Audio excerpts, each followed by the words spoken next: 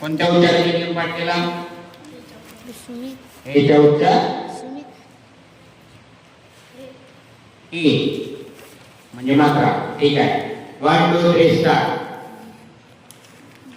NAME name म्हणजे नाव, GAME game म्हणजे खेळ, SAME सेम म्हणजे तसाच, GATE गेट म्हणजे फाटक, LATE लेट म्हणजे उशीर,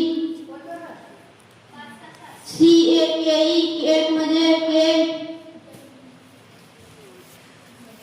PLATE प्लेट म्हणजे ताट, FACE फेस म्हणजे चेहरा, PLACE प्लेस म्हणजे जागा, SAFE सेफ म्हणजे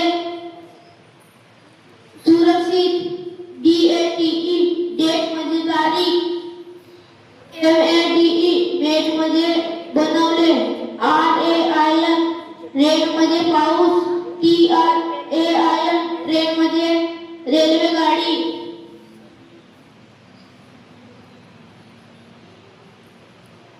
PAINT पेंट म्हणजे रंगवणे, PLAY प्ले म्हणजे खेळणे, DAY डे म्हणजे दिवस, WAY वे म्हणजे मार्ग, DRINK ड्रिंक म्हणजे पिणे, HEAR हिअर म्हणजे व्हेरी गुड.